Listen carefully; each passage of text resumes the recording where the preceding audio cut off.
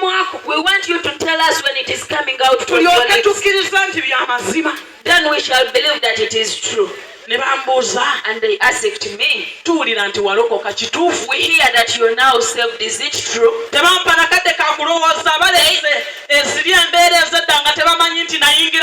didn't even give me time to think. They brought those thoughts of long ago. Very, very fast. I hoped them at a very high speed. And I told them, I'm saved. And they said, Subhanallah. And I told them, those who removed their cups and threw them down, we are in the mosque at home. This is what happened. They told me, you woman, who told you to get saved? At that moment, I was 18 years. And all these years that they had abandoned me, men had taken all over my body until when Jesus met me. They almost tore my womb. Because I was young, but I had to look for where to sleep. They stood at me and they asked me, why are you saved? I told them why I got saved is because I had a lot of problems. And it was only Jesus who could take them away. And they told me, do you think we are fine? I told them, you have those problems, but you don't see them. Me, I'm tired of them. They were like, okay, they knew that they had tied me and I will be barren. And they told me, you might be looking for something. When you get it, you might be come back in the Islamic belief. And I told them it is impossible. I can't leave Jesus until I die. And they got mad at me. And I saw the sheikhs and the mualims. And they asked me, now if you die now, where do we bury you? Because even in our burial place, you are cursed. You are taboo, you can't be buried. And I told them the born again will bury me. They saw me that I was really serious.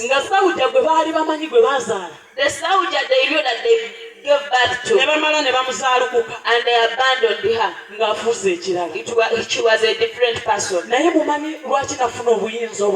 But do you know why I got that authority and power? There is the lion that had entered inside me. When he roars, nothing stands before him. They ended up fighting up themselves. Everyone was like, you leave the child. I remember my father called Rashid. He has a long beard. He was like, you leave the child. She's a girl, she doesn't have a belief. You leave her. And me, I knew it. It was not him speaking, it was Jesus. There is someone who entered him and silenced the other. And I left them. And I went. I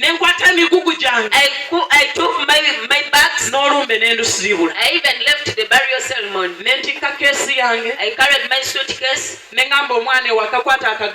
I said the child at home, please, you get a bicycle. Tie up my box. If there is someone who knows that school, that's where my home is. But I was going, I had left Kampala, but I didn't have transport to take me back. I stood at Busesa stage with the 2K. As I was That pickup of the stand came. And it was like, do you have 2K such that we can make you reach Jinja? And something within me was like, now if you reach Jinja, how will you reach Kampala? But because I was a Rams girl, I said, if I reach Jinja, I can go into those men. But because Jesus had bought me with his blood, he could not accept that shaft to come back. I was still standing and I chased away the tipper. Then a primo came and it stood. The driver came out like he knew me. And he was like, please come in and sit. I even sat in front. I sat like a boss. He picked up my suitcase and put it in the boot. He didn't even ask who I was.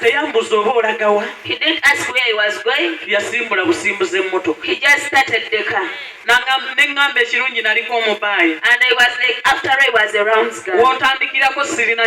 The moment you start something, I don't fear anything.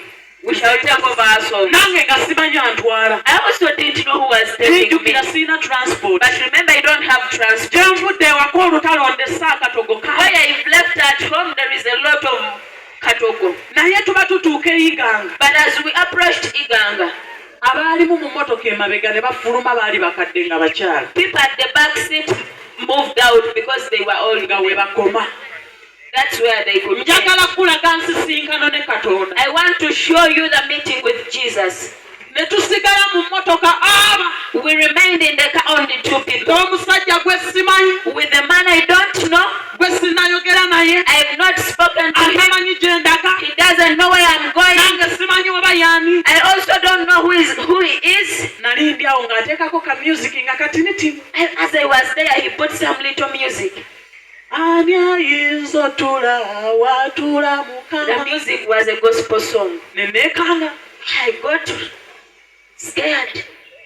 And I was like, why are you putting on this music? He was like, as you're stubborn, why are you asking me in my car? That's the first word that came out of him. And I was like, I don't always hear such music. And he said, oh, excuse me, I'm a pastor. I have a church in Mukono, and that's where I'm going. But I was coming from Bujiri because I have a hospital there. I had taken some medicine. The moment he said that he's a pastor, I said, how we are at Pa. I told him, as you see me here, why I left fire and shackle burning. I told him whatever my parents had done to me. And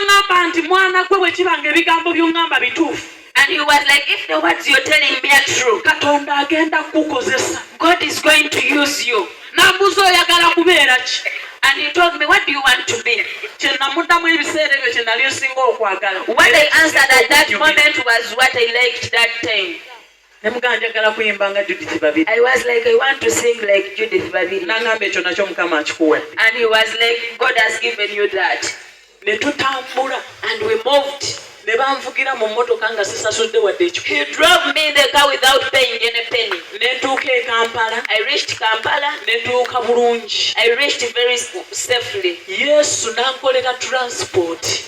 made for me transport. Because he spoke publicly. That one who will abandon me before men, I will also abandon him before angels and before my Father. Because I had confessed to him, he could not just leave me like that. Even I tell you today,